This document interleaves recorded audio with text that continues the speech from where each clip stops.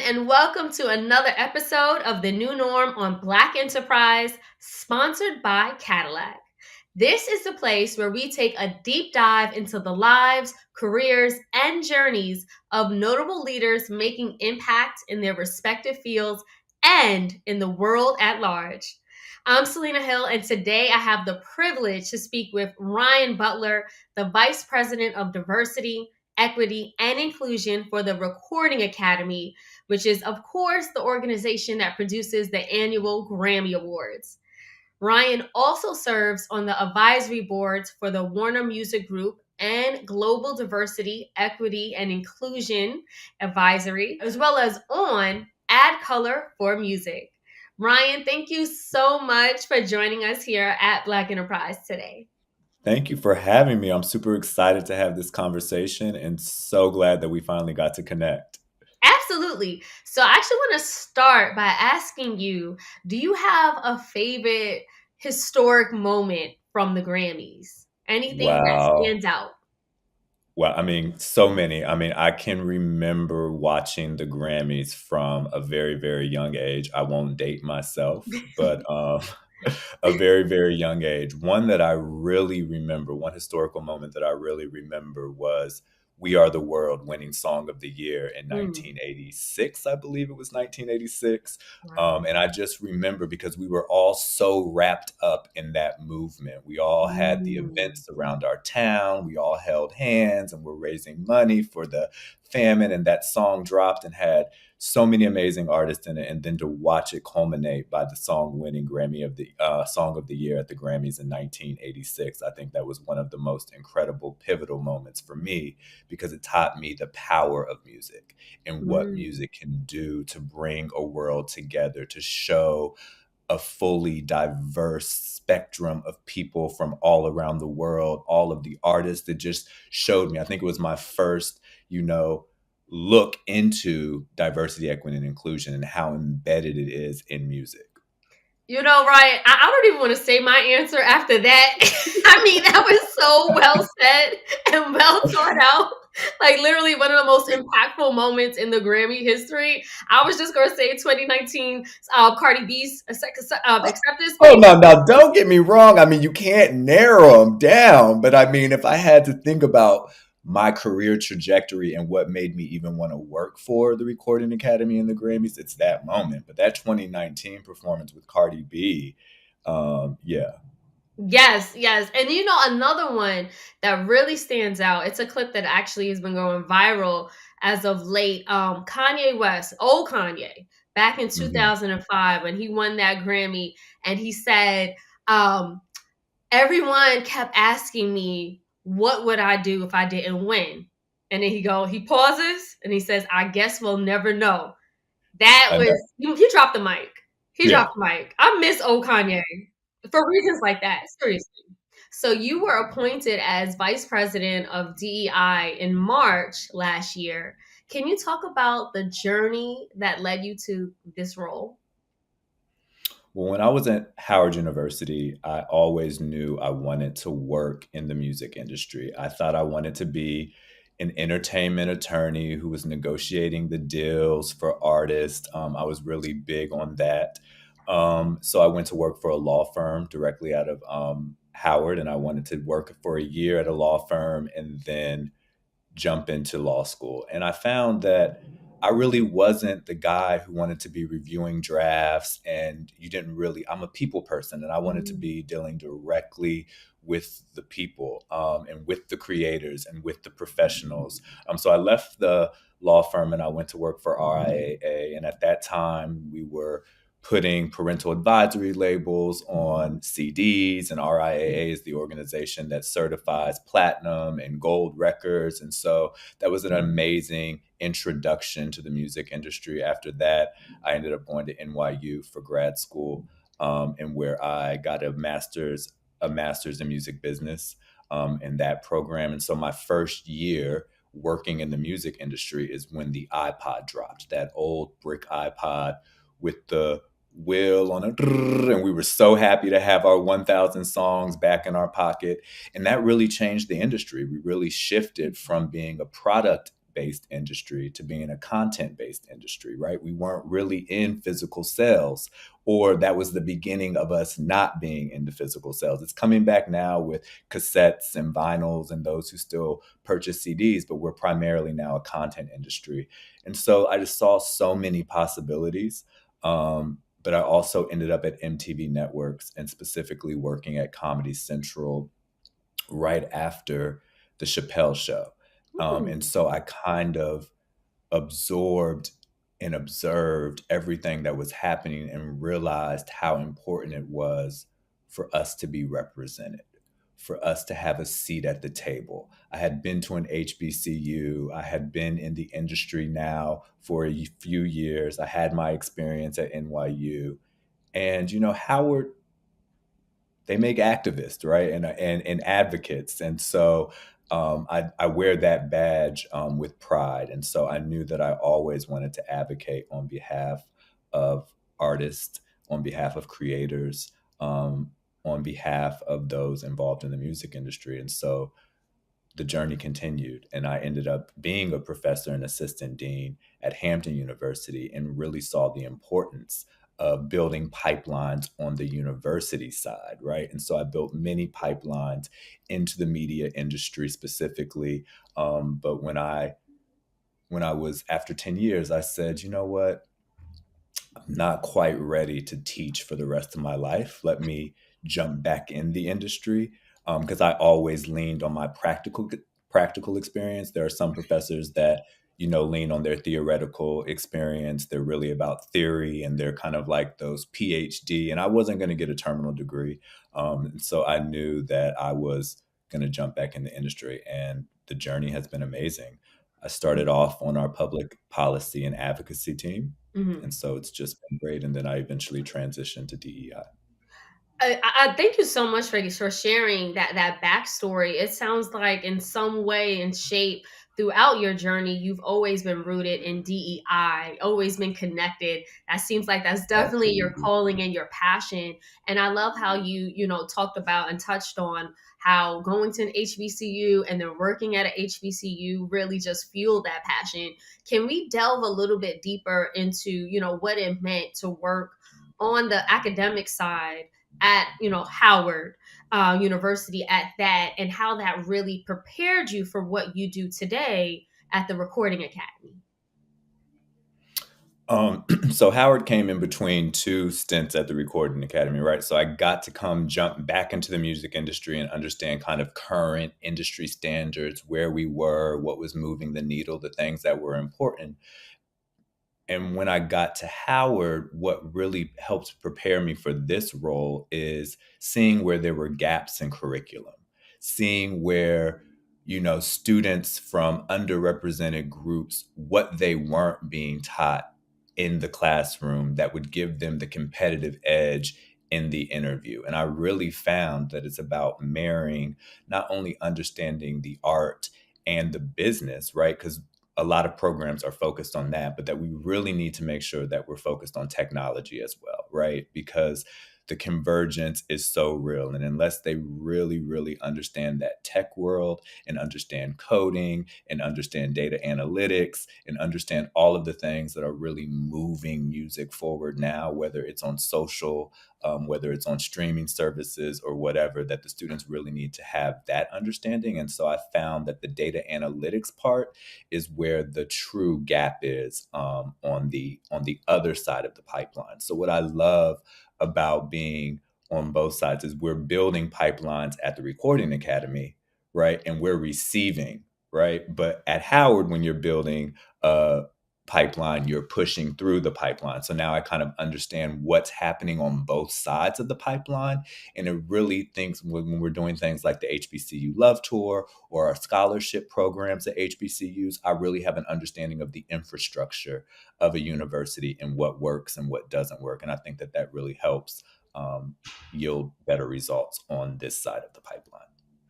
Absolutely. So I do want to talk about the amazing work you've been doing at the Recording Academy.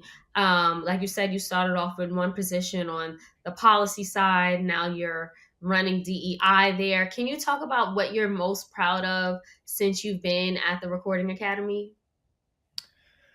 Oh, so many things. I mean, if I could focus just on public policy, but I think, the work that I know is my legacy, is the work that we're doing with the Black Music Collective. And I think that it's very, very important. We launched in 2020. It's an advisory group that really helps to, shape what we're doing in the community and for the community at the Recording Academy. And so it's really, really important. As a queer Black man, I always say I may never have children, right? So I have to get my James Baldwin on. So the work that I do is my legacy, right? It's what I'm leaving on earth. And so this is really, really important to me that we're doing everything that we can to increase representation, to celebrate Black creators and executives, and that I know that we can't be what we can't see. And so I want to make sure that there is, some young Black boy or girl who sees Black executives at the Recording Academy, sees Black creators within our voting ranks, sees Black professionals throughout the industry on stage, so that they know that they can be what they see. Ryan, I'm so happy that you talked about your own identity as a queer Black man. How does that identity and the intersectionality of it show up in the work that you do? Um, yeah, I mean, it's so hard because I can't separate myself from my intersectionality, and I'm glad that you spoke on intersectionality. And I think a lot of times when I walk into a Black room, right, I'm a gay guy. When I walk into a mainstream room, I'm a Black guy, and so I have this dichotomy that I'm living on a regular basis. But it's important for me to be serving both. And I think as a Black queer man, I understand what it feels like not to be represented, what it feels like not to be seen, what it feels like not to be heard. And if I use just that to fuel the work, right, it allows me to have compassion and empathy for all communities because I know what it feels like to not be included. That's so beautiful and powerful at the same Oh, time. Speaking of inclusion, over the years, the Grammys have actually taken a lot of heat for and been called out by different artists and different people at different times. What would you say is what is the Recording Academy doing, and you specifically doing, to change that narrative, to make it more transparent, to make it more inclusive?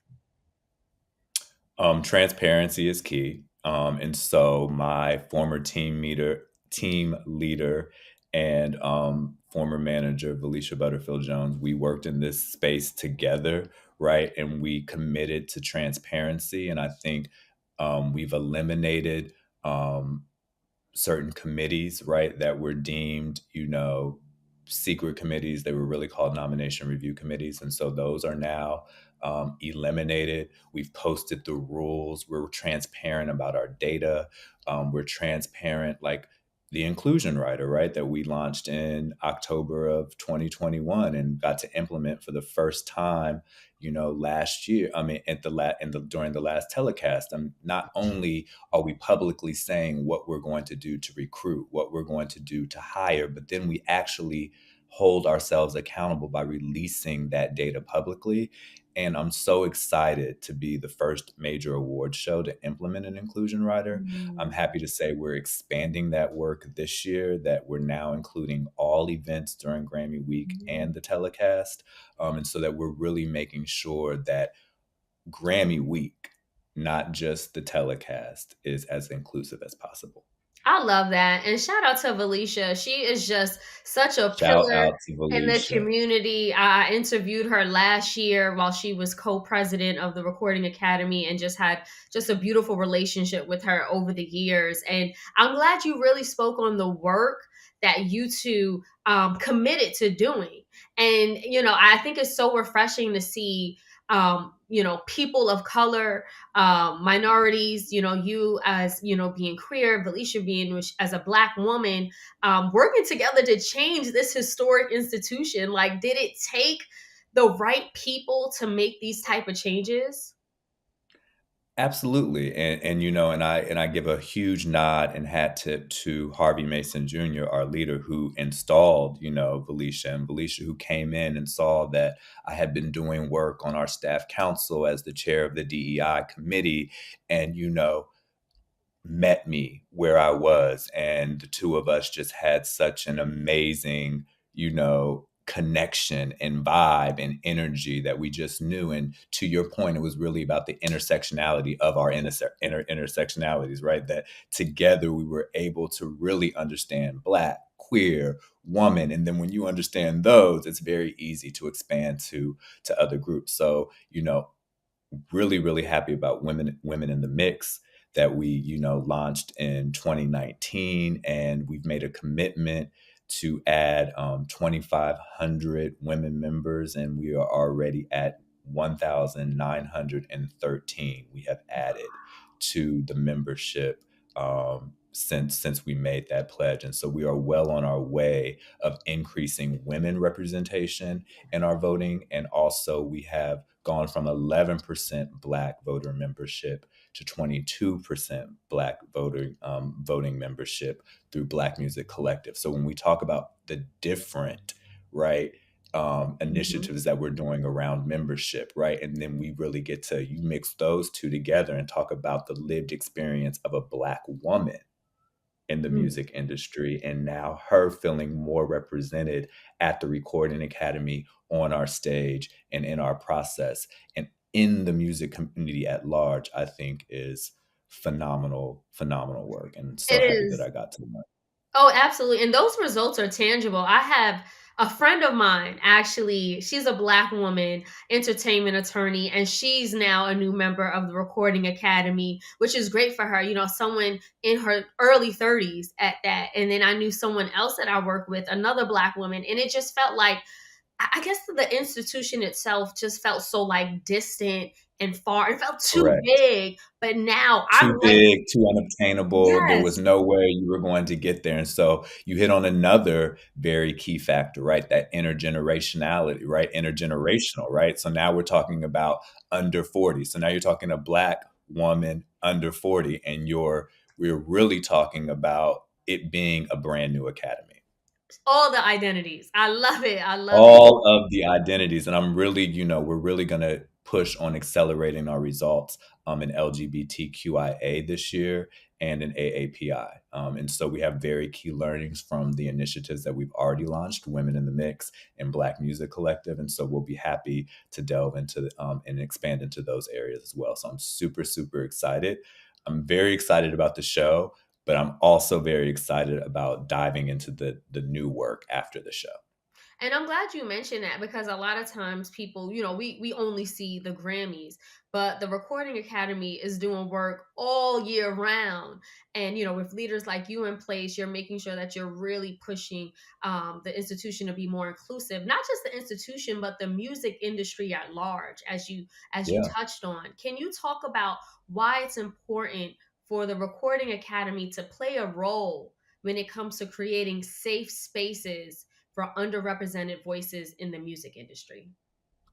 I think our position in the music industry is key, right? I think we are the thought leader. We are the ones that have the Recording Academy has the power to convene the entire music industry. And we show that on music's biggest night every year, right? And so if we take that one night and then we take that same energy and apply it to the other 364 days of the year, you really see the power of the Recording Academy. And so I think it's very, very important for us to be setting the example and leading by example, and not in a call out kind of way, because we never want to call the industry out. It's about calling the industry in, and for us all realizing that we are better together, right? And that we are all in this together, and that music transcends everything, Mm, right? And that we all benefit from music, and anyone who watches the Grammys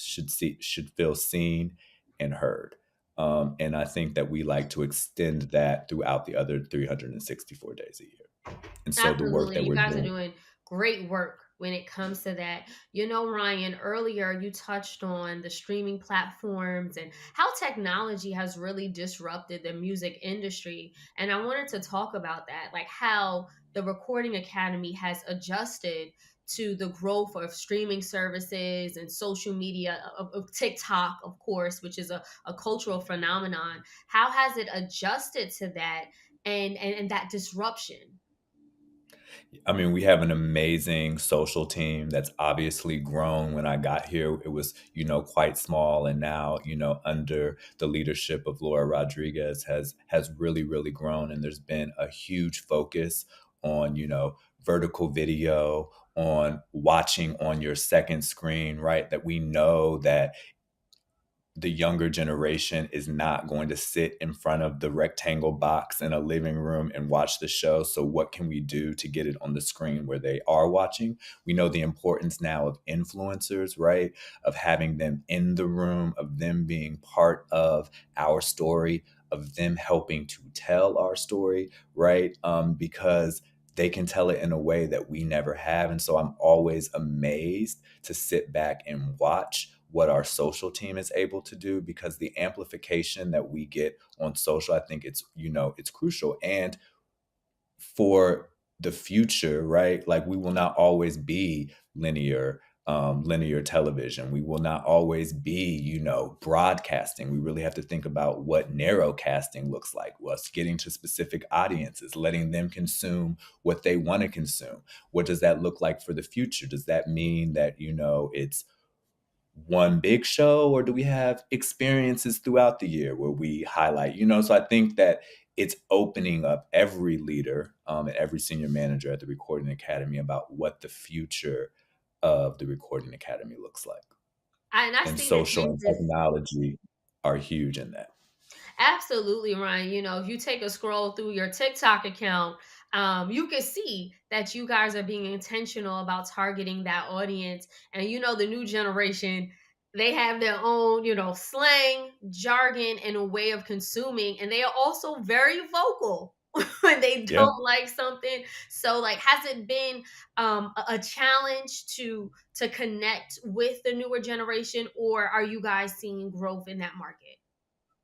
We're definitely seeing growth in that market, and our marketing team has done a fantastic job. So last year we piloted, content creation. This year we're really, really amping that up with the first ever Grammy House, which will be like a content creator's house, right? That very thing. And we're doing that during Grammy Week, which has never been done before. And it's really part of our media plan, right? To have a place where influencers are gathering, where they're having the types of conversations that they want to have, where they're creating the content that they want to create, and really, amplifying the message around the Grammys, but most importantly around our mission. Because as we talked about earlier, it's about Sunday night, but it's more importantly about the other 364 days a year, and what that means for Music Cares, and what that means for what we're doing in Capitol Hill, and what that means that we're doing around education and preservation with the Grammy Museum.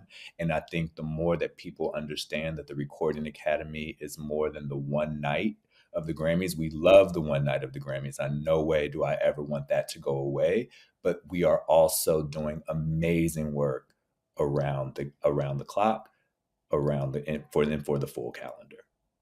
So speaking of the Grammys, I had a chance to attend in person last year in Vegas. Had the time of my life. Can't wait for this year. I wanted We to can't ask wait. you, yes, what are you most looking forward to? But however, there's some rumors that Beyonce Uh-huh. will not only be there but be performing. So I I listen, I stay out of those conversations on purpose. And I'm not just saying that because, that I'm not just saying that. I stay out of those conversations because I am a true music fan, and I like to show up and be surprised with the audience. I like to see what's going to happen just like everybody else. And I'm such a fan that not only do I sit there, I'm selfish. Not only do I get to sit there and experience it live, as soon as it's over, I'm rushing home to watch it on screen as well. So I Right. really, really love just experiencing it, and it would be amazing. It would be amazing if she did. I am a huge fan, and I would love to see her at the show. So in other words, you don't know. You cannot I confirm do nor not deny know, and I that cannot Beyonce will be confirm. performing. Well, you know Yes. what? The But if she is there and she does, I will run around the arena looking for you so we can have the moment together. yes, like first of all, my anticipation is even higher. Just being in the room with B is a lot, but Okay. to see her on stage, especially after what she did in Dubai not too long ago. I mean, I think we all want to Yeah. see that renaissance. So fingers crossed. Besides Beyonce, and besides just being an avid music lover, Ryan, what else are you anticipating or really excited about for this year's Grammys? I'm really excited about the amazing lineup that we have all around, starting with our producer and engineers award program is back on Wednesday night. Obviously, Recording Academy Honors presented by Black Music Collective on Thursday night, where we're honoring Dr. Dre, Missy Elliott, Lil Wayne, and Sylvia Rhone. I mean, that's going to be incredible. So I'm definitely looking forward to that. Obviously, it's the event I'm working on, but I think Oh, the next and I'm so happy that I'm on Thursday and then I get to enjoy the rest of Grammy Week. So the Motown mhm. tribute at Music Cares on Friday. Clive Davis is back after 3 years. So our salute to industry icons, where Julie Greenwald and Craig Cowman, which is really special to me because I started off at Atlantic Records. And so Mm. they are like my industry parents. So it's really like a full circle moment to be able to be back in that room where they're being honored. And then, of course, the premiere ceremony and the telecast on Sunday. So I think, with the nominees that we have this year, the number of women are when I look at the lineup and the nominees under Best New Artist, our general field, I mean, the number of communities and the number of genres and all of the diversity that I see in this year's nominees, I'm just excited to see how that is expressed on stage. Absolutely. And Ryan, speaking of the nominees, I see that the Grammys, for the first time ever, has expanded the range of nominees from 5 to 10 for four of the biggest awards of the night. And that's Record of the Yep. Year, Album of the Year, Song of the Year, and Best New Artist. Can you speak to this change and what was behind this decision?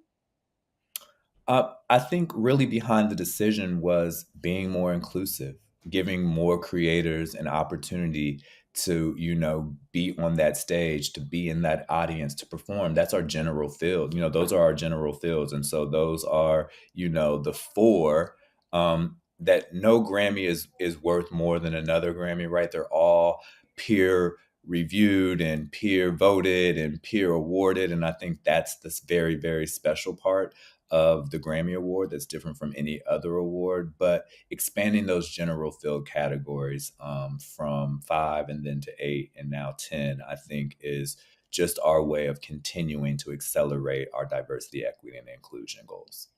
Absolutely. And lastly, how can people tune in to the Grammys? Let us know the time, the date, and where we could watch. Sunday, February 5th, CBS, 8 p.m. Eastern, 5 p.m. Pacific. And if you not buy a television and you don't tune in on CBS, please catch us on Paramount Plus. And I hope that everybody tunes in and sees the amazing show that we have in store for you. And, I have to also say that this is the 50th year of hip hop. So I'm sure the producers have some special things up their sleeves. So please join us as we celebrate all creators and music professionals on Sunday, February 5th. Can't wait. So glad you mentioned the 50th anniversary of hip hop. I was wondering, are we going to pay tribute? Will that be acknowledged? So it's Yeah, I mean, I stay out of those conversations. I know we have an amazing team of producers who I am sure know that it's the 50th year of hip hop, but really, Black music, the RA honors Recording Academy Honors presented by Black Music Collective is the kickoff of our year-long celebration to honor hip hop in its 50th year, which is why the honorees are who the honorees are. And so I'm sure there will be a through line from there to the show and throughout all of 2023. So for the first time ever, we're celebrating hip hop in a way that we never have before at the Recording Academy and with the Grammys. Oh, I love to hear it. Thank you again, Ryan, for your time today and the work you're doing to make these spaces more inclusive, increasing equity and just leveling the playing field when it comes to creatives of color and artists of color. We appreciate it and we appreciate you. And I appreciate you. Thank you so much for having me. And let's have another chat after the show. Oh, yes. We got to chat after the show, especially after Beyonce's performance at the Grammys. I don't know anything. I don't know anything. I'm That's from me. That's from me. That's not from okay. you. But thank you, Ryan.